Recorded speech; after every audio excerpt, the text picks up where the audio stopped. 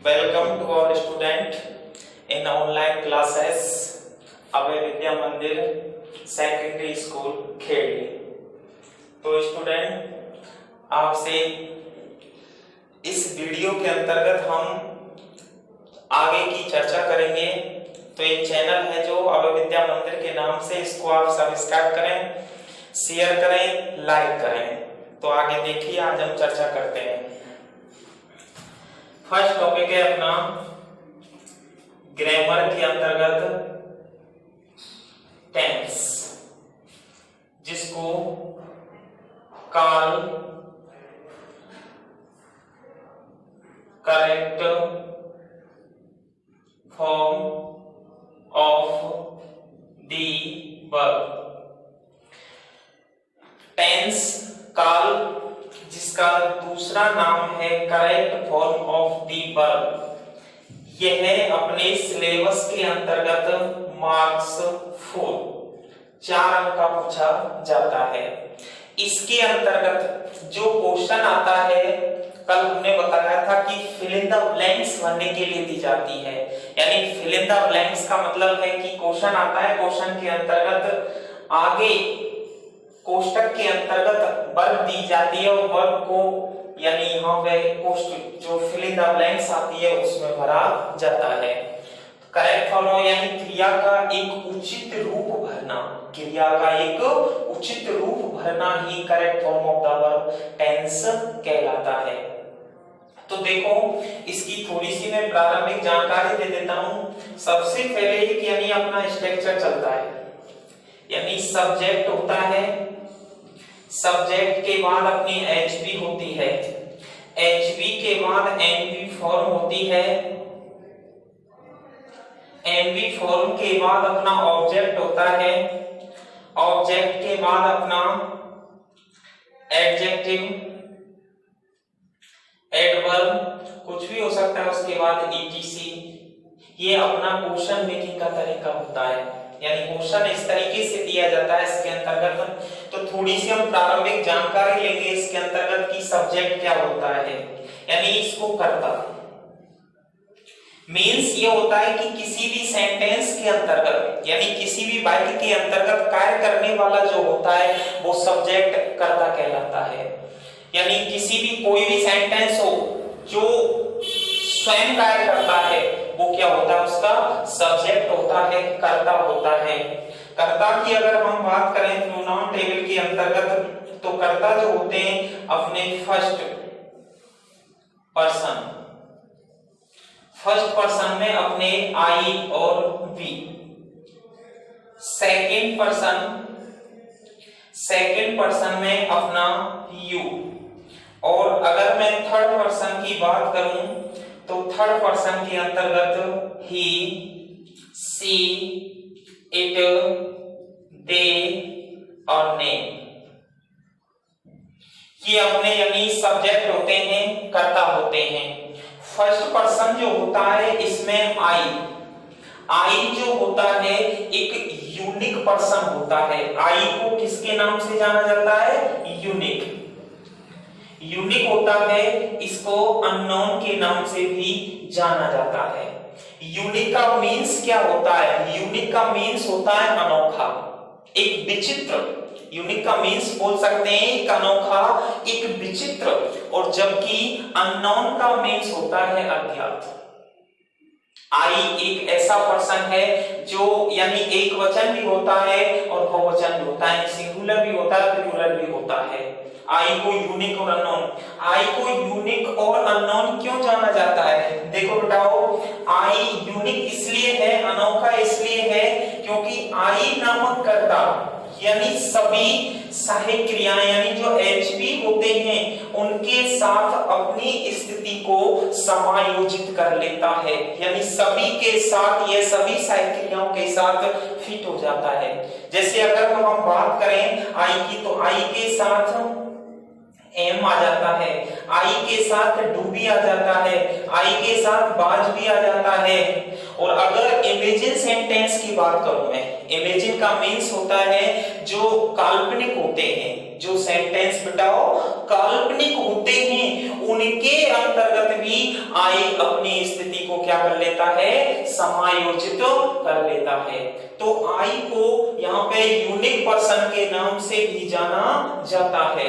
अज्ञात कैसे होता है, अननोन कैसे होता है, तो देखो बेटाओ अननोन का मीन्स अज्ञात आपको पता चल गया, जो अनजान हो अज्ञात हो। तो जैसे उदाहरण देता हूं मैं आपको, एग्जांपल देता हूं कि माना क्लास चल रही है आपकी, कोई गेट लगा हुआ है, डोर क्लोज है और कोई व्यक्ति आके बाहर से, कोई अनजान व्यक्ति आके और डोर को क्या करता है, यानी खटखटाता है, नॉक करता है। जैसे ही उसने डोर को नॉक किया तो हम जहां अंदर बैठे हुए हैं, यानी हम यहाँ पे पढ़ रहे हैं, तो यहां से हम केवल एक शब्द बोलेंगे और वो क्या बोलेंगे, वो ये बोलेंगे कि कौन है।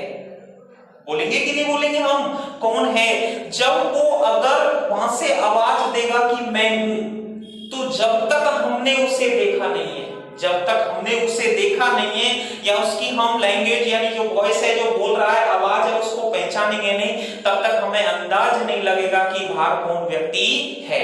इसीलिए इसको अननोन के नाम से भी जाना जाता है। क्लियर हो गया बेटाओ।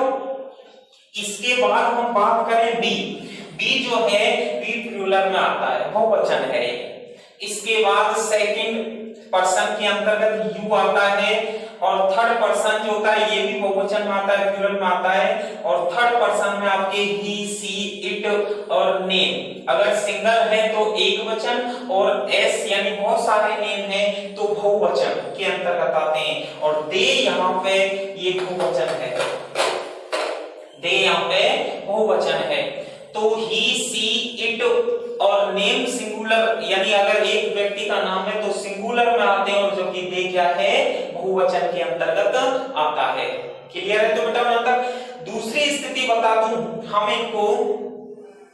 हमने अब तक जाना है कि फर्स्ट पर्सन बोलते हैं तो सेकंड पर्सन बोलते हैं, थर्ड पर्सन बोलते हैं। लेकिन अगर हम बात करें तो इसको स्पीकर, स्पीकर का मीन्स होता है वक्ता। स्पीकर का मीन्स क्या होता है, वक्ता, बोलने वाला। स्पीकर का मीन्स क्या होता है, वक्ता, बोलने वाला। यू सेकंड पर्सन होता है, यू क्या होता है अपना सेकंड पर्सन, जिसको कहते हैं हम लिसनर। क्या बोलते हैं बेटा, लिसनर, जिसको बोलते हैं श्रोता। क्या बोलते हैं, श्रोता। और अगर हम थर्ड पर्सन की बात करें तो थर्ड पर्सन को बोलते हैं हु टॉक, जिसके बारे में बातचीत की जाए। हु टॉक, जिसके बारे में क्या की जाए, बातचीत की जाए, वो थर्ड पर्सन के अंतर्गत आता है, जिसके बारे में हम बोल रहे हैं। जो भी उदाहरण दूं, फर्स्ट पर्सन यानी मानो मैं बोल रहा हूं तो मैं स्पीकर हो गया। यहाँ पे क्या हो गया, आई बोल रहा है, मैं बोल रहा हूं, बी हम सभी बोल रहे हैं, तो ये क्या हो गया, स्पीकर हो गया, वक्ता हो गया। उदाहरण दो दूसरा कि माना तुम सभी यहाँ पे बैठे हुए हैं और तुम सभी इसको क्या कर रहे हैं, सुन रहे हैं, तो आप श्रोता हो गए, सुनने वाले हो गए। तो आप क्या कहलाए, यू कहलाए। क्या कहलाए, यू कहलाए। और अगर इसके अंतर्गत हम बात करें जैसे थर्ड पर्सन में ही, सी, इट, दे, नेम, जिसके बारे में हम बातचीत कर रहे हैं, वो सभी किस में आ गए, थर्ड पर्सन में आ गए। किस में आ गए बेटाओ, थर्ड पर्सन में आ गए। माना मैं बोल रहा हूं, तुम यानी भी हम बोल रहे हैं, तो ये स्पीकर कहलाते हैं। क्या कहलाते हैं, वक्ता कहलाते हैं, बोलने वाला कहलाता है। आप सभी सुन रहे हैं, यू श्रोता कहलाता है, लिसनर श्रोता होते हैं। और जिसके बारे में ही, सी, इट, दे, नेम, किसी भी व्यक्ति वस्तु के बारे में बातचीत की जाए, वो सभी क्या होते हैं, यानी हु टॉक, जिनके बारे में हम क्या कर रहे हैं, बातचीत कर रहे हैं, ये सुनने वाले होते हैं, यानी जिसके बारे में हम चर्चा कर रहे होते हैं, वो हु टॉक कहलाते हैं। उदाहरण दूं, एक टीचर है, मैं यानी क्लास में पढ़ा रहा है, वो स्पीकर हो गया। आप सभी लोग, बच्चे जो स्टूडेंट हैं, वो सुन रहे हैं, वो श्रोता हो गए। और जिसके बारे में यहाँ पे बातचीत की जा रही है, वो हु टॉक। यहाँ पे वो भी हो सकता है, लिविंग थिंग भी हो सकती है, नॉन लिविंग थिंग भी हो सकती है। लिविंग का मीन्स होता है सजीव और नॉन लिविंग का मीन्स होता है निर्जीव। तो इट प्रोनाउन जो होता है वो निर्जीव के अंतर्गत ही आता है, क्योंकि इट प्रोनाउन का प्रयोग निर्जीव वस्तु और जानवरों के लिए किया जाता है। Non living things and animals, non living things and animals are used in it pronoun. इसके बाद बात करते हैं हम एचबी की, यानी हेल्पिंग वर्ब। वर्ब जो होती है या फिर हेल्पिंग वर्ब जो होती है, एचबी यानी वर्ब के अंतर्गत दो प्रकार की वर्ब होती हैं। नंबर फर्स्ट यानी प्राइमरी वर्ब, और दूसरी होती है अपनी एलेक्जरी वर्ब। तो देखो बेटाओ, प्राइमरी वर्ब का मीन्स होता है प्राथमिक क्रियाएं। प्राइमरी वर्ब का मीन्स जो होता है वो होता है प्राथमिक क्रियाएं, और एलेक्जरी का मतलब होता है एक सहायक क्रियाएं, यानी एक सहयोग वाली क्रियाएं बोल सकते हैं या एक सहायक क्रियाएं बोल सकते हैं। इनका प्रयोग जो होता है वो मॉडल के अंतर्गत किया जाता है, मॉडल वाली वर्ब कहते हैं इन्हें। तो प्राइमरी वर्ब जो होती है, इधर देखो बेटाओ, अगर हम बात करें यानी जो प्राइमरी वर्ब होती हैं वो तीन प्रकार की होती हैं। पीवी जो होती हैं वो तीन प्रकार की होती हैं, बी, हैव और डू। देखो बी की जो बनती है वो इज, एम, आर, इसके अंतर्गत was, were, is, am, are, was, पर, ये बी की फॉर्म बनती हैं। हैव की बनती है हैज, हैव और हैव, ये बी की फॉर्म होती हैं। और तीसरा होता है अपना डू की बन जाती है डू, डज और डिड। देखो बेटाओ, पीवी प्राथमिक क्रिया में बात कर रहा था, यानी प्राथमिक वर्ब होती है, प्राथमिक क्रियाओं के नाम से जाना जाता है। ये मेन रूप से अगर मैं बात करूं तो मेन रूप से ये तीन प्रकार की होती है। बताओ कितने प्रकार की होती हैं? तीन प्रकार की होती हैं। और बी की जो यहाँ पे फॉर्म बनती है वो बी की इज, एम, आर, वाज और वर। इसके बाद बात करूं मैं हैव, जो हैव जो होती है, हैव की फॉर्म बनती है हैज, हैव और हैड। और इसके बाद बात करूं मैं डू, तो डू की फॉर्म बनती है डू, डज, डिड। टोटल जो है आपकी ये 11 हो गई, 11, यानी प्राथमिक क्रियाएं जो होती हैं टोटल यानी 11 हो गई, 11। 5, 3, 8 और 3, 11। इसके बाद जो हम एमएबी की बात कर रहे थे, मॉडल एलेक्चरी पर, मॉडल वाली सहायक क्रियाओं की बात कर रहे थे हम यहाँ पे। तो मॉडल वाली सहायक क्रियाएं जो होती हैं उनकी संख्या टोटल 13 होती है, 13 होती हैं। तो वो कौन कौन सी है इधर देखते हैं एक बार। यहाँ पे देखो बेटा, can, could, may, might, must, will, cell,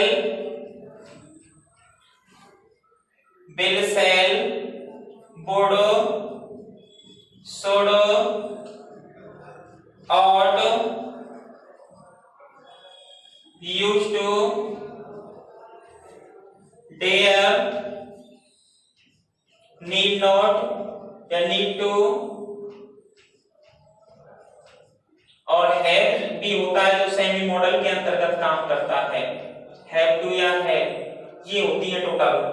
तो देखो यानी 13, एमएबी की संख्या में बात करूं 13 होती हैं और 11 ये होती हैं। तो टोटल जो अगर हम बात करें तो 24 प्रकार की, कितनी बताओ? 24 प्रकार की, 24 प्रकार की यानी सहायक क्रियाओं का प्रयोग अंग्रेजी ग्रामर के अंतर्गत किया जाता है। क्योंकि भाई प्राइमरी वर्ब की संख्या मेन तो हमने 3 बताई, 3 की फिर फॉर्म बन गई, तो टोटल कितने हो गए? 11। और एमएबी की मॉडल एलेक्चरी वर्ब जो होती है वो भी एक प्रकार की सहायक क्रिया होती है, तो 13 यानी 13 प्लस 11 टोटल कितनी हो गई अपनी? 24। क्लियर है बेटा?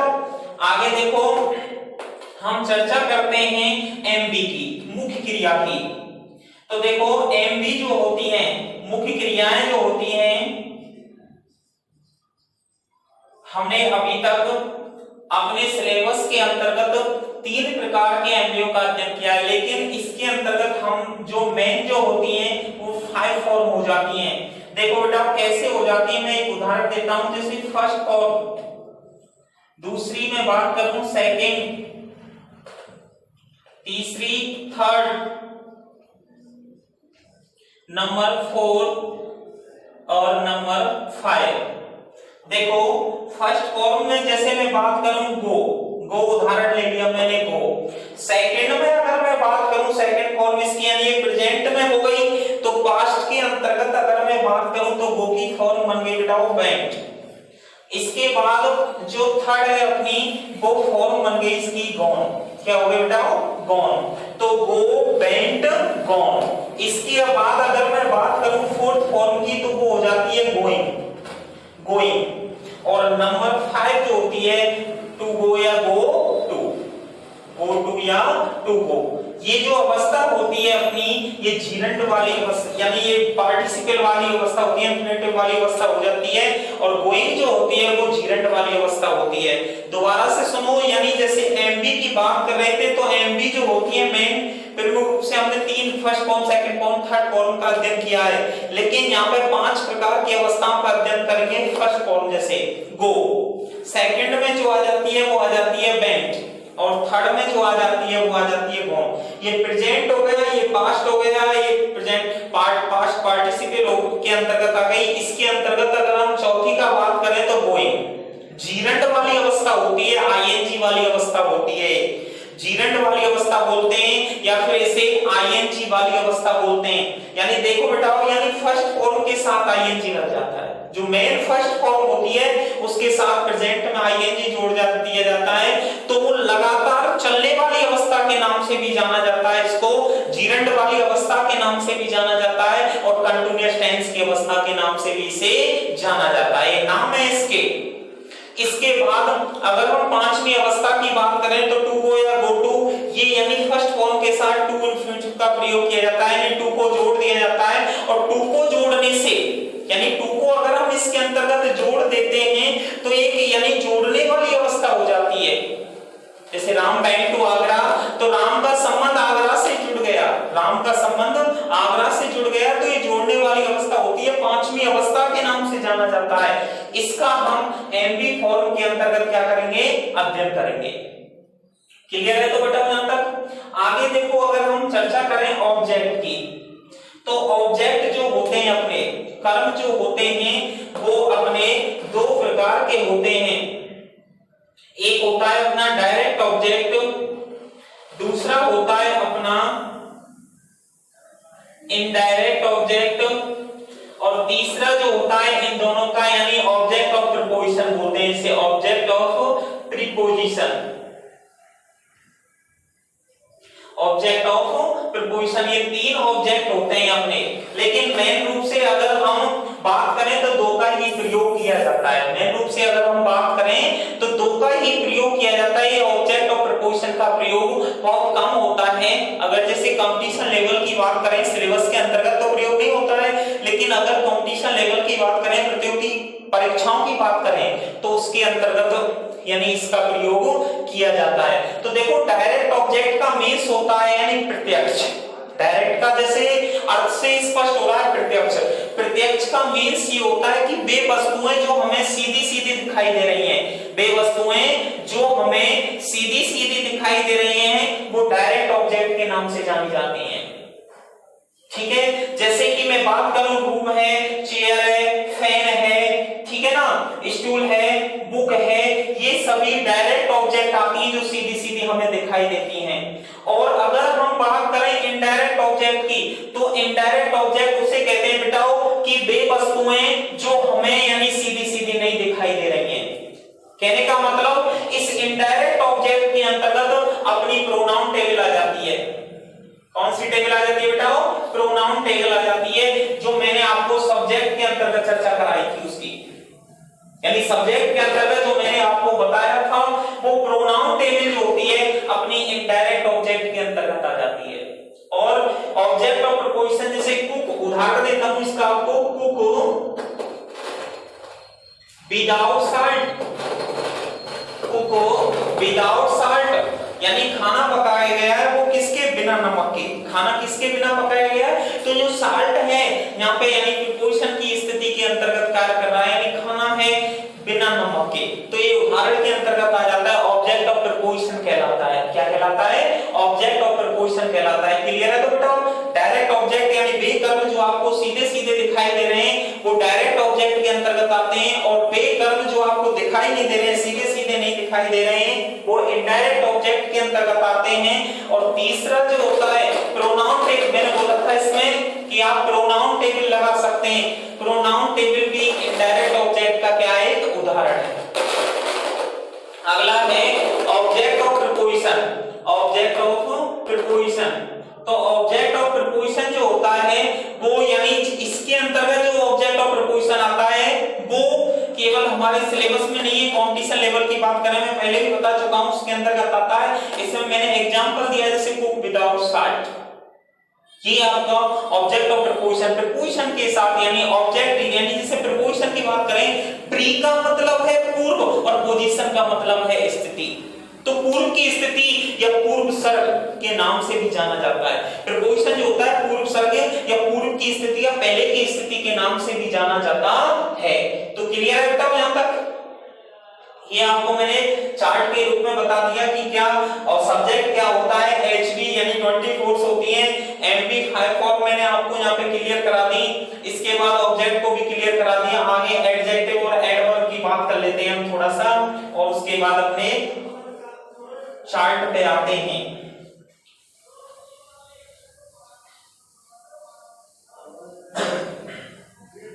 देखो एडजेक्टिव यानी एडजेक्टिव की जो मैंने कल बताई थी, यानी एडजेक्टिव जो होता है विशेषण के नाम से जाना जाता है।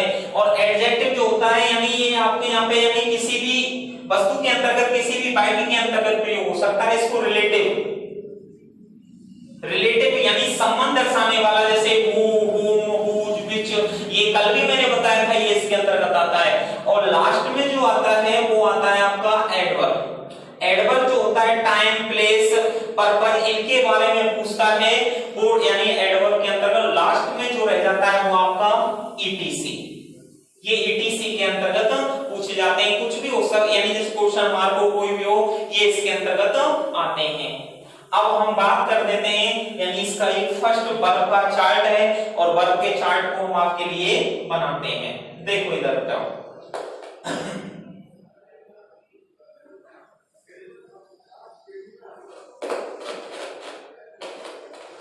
सबसे पहले इसके अंतर्गत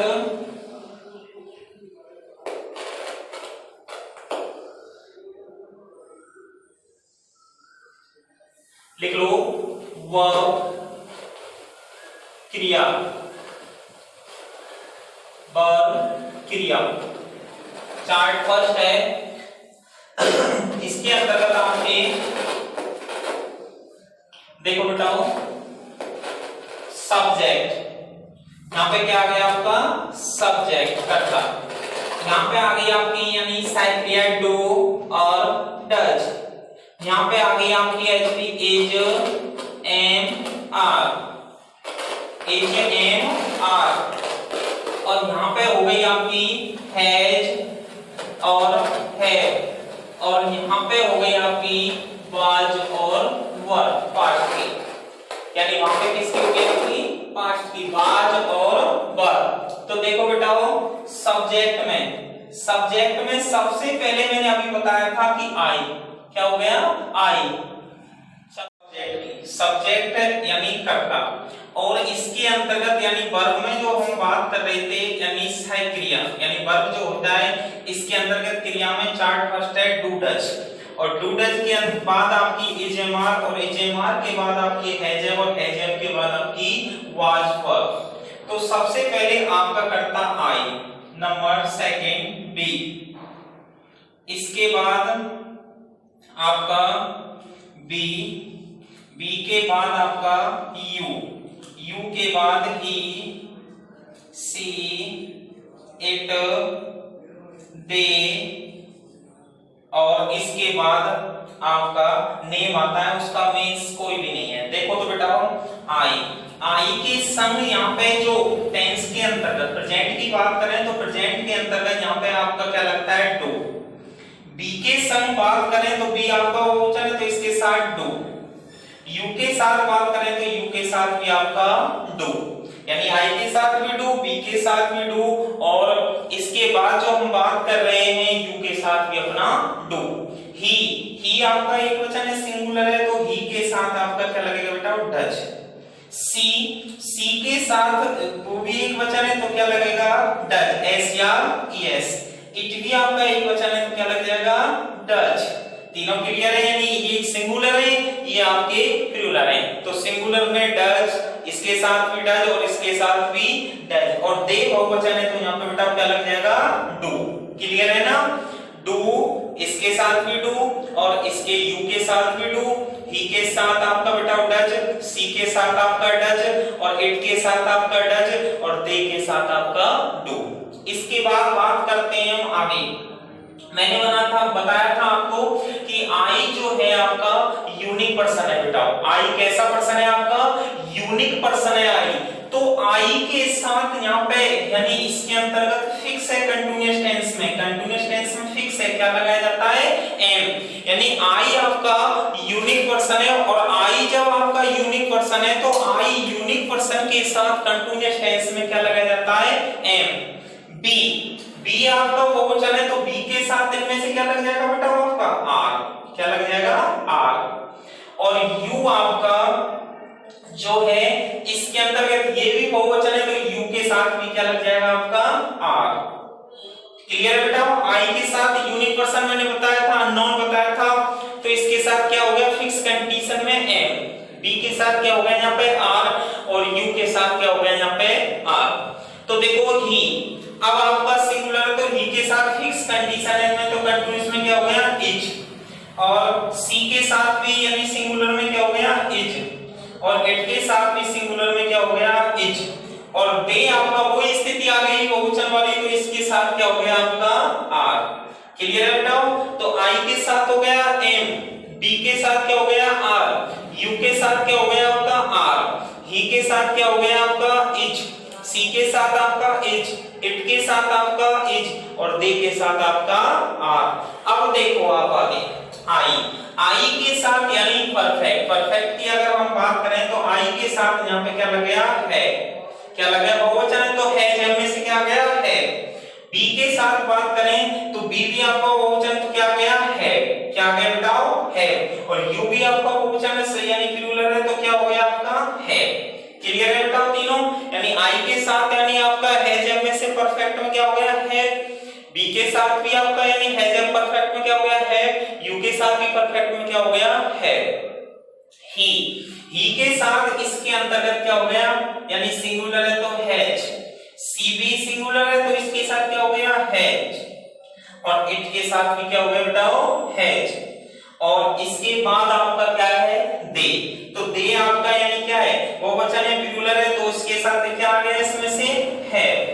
तो देखो बेटाओ यानी इसके अंतर्गत आई के साथ क्या हो गया है, बी के साथ क्या हो गया है और यू के साथ क्या हो गया यहाँ पे है। आई के साथ भी है, बी के साथ भी है और यू के साथ भी है, प्लूरल कंडीशन दे रहे हैं तीनों आपको। इसके बाद देखो बेटाओ ही सी इट सिंगुलर कंडीशन दे रहे हैं तो हैज तीनों के अंतर्गत और ये प्लूरल दे रहा है तो इसके साथ क्या हो गया है। आगे देखो इसके अंतर्गत आई के साथ बाज वर्ब में से किसका प्रयोग किया जाता है बाज, वो मैंने पहले भी बता चुका हूं आपको।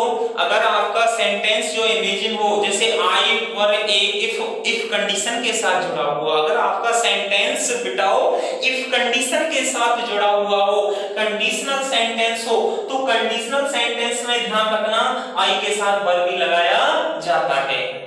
इसके बाद देखो बी बहुवचन है तो इसके साथ क्या हो गया वर, यू जो बहुवचन है इसके साथ क्या हो गया यहाँ पे वर।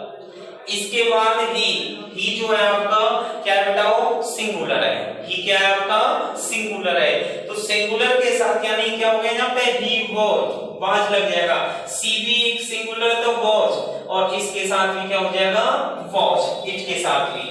अब रह गया आपका दे और दे के साथ क्या हो गया वर। तो देखो बेटाओ चर्चा करते हैं हम इधर, यानी आई के साथ अगर जो वर्ब की बात करें चाहे क्रिया की बात करें तो आई के साथ हो गया आपकी डू, क्या हो गया बेटाओ डू के बाद यानी फिक्स कंडीशन में कंटीन्यूअस में एम आ गया, और इसके बाद अगर हम बात करें तो यानी है जब में से हैव आ गया, और इसके बाद वर्ब में से बात करें तो क्या आ गया बेटाओ वाज। मैंने कंडीशन सेंटेंस आपको पहले स्थिति क्लियर करा दी। इसके बाद बी बी की स्थिति में क्या हो गया यहाँ पे डू, बहुवचन है, इसके साथ आर हो गया, कंटीन्यूअस परफेक्ट में है हो गया, और इसके साथ आपका वर। यू के साथ डू हो गया यहाँ पे, इसके साथ आर हो गया, और है में से है हो गया, और इसमें से क्या हो गया आपका वर। इसके बाद सब्जेक्ट में यानी ही के साथ यानी क्या हो गया यहाँ पे डज हो गया बेटाओ, इजे मार में से इज हो गया, हैज में से हैज, और वाज वर में से आपका वॉच। इसके बाद सी डज यानी सिंगुलर स्थिति में आ गया, यहाँ पे इज हो गया, और कंटीन्यूअस में परफेक्ट में हैज हो गया, और वाज वर में से क्या हो गया वाज हो गया। इट वही सिंगुलर स्थिति डज हो गया, यहाँ पे इज हो गया, इसके साथ हैज हो गया, और वाज वर में से क्या हो गया वॉज हो गया। और इसके साथ सब्जेक्ट में दे, तो दे के बाद यानी डू हो गया, इसके साथ इजे मार में से आर हो गया, और हैज हैव में से है हो गया, और वॉज वर में से क्या हो गया वर हो गया। क्लियर है? तो बेटा आगे की चर्चा करते हैं इसके अंतर्गत। आगे देखो बेटाओ, चार्ट नंबर फर्स्ट था आपका, ये टेंस के अंतर्गत काम आएगा। जब भी आप यानी क्रियाएं भरेंगे तो क्रिया के अंतर्गत सहायक क्रियाओं का काम पड़ेगा, तो वर्ब का काम जरूर पड़ेगा। वर्ब का काम पड़ेगा तो आपका चार्ट बहुत ज्यादा उपयोगी है आपके लिए। क्लियर है? तो बेटाओ आगे देखो, आगे चर्चा करते हैं हम chart number second. Chart number second के अंतर्गत देखो बेटाओ, वो आपकी प्रोनाउन टेबल है, दूसरा चार्ट है, और दूसरा चार्ट जो है वो आपका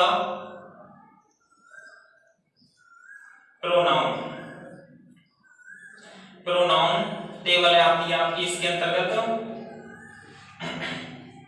सर्वनाम बोल सकते हैं आप इसे, सर्वनाम हिंदी के अंतर्गत प्रोनाउन। देखो प्रोनाउन टेबल में आपका वही चार्ट बन जाएगा, और चार्ट के अंतर्गत सबसे पहले इसमें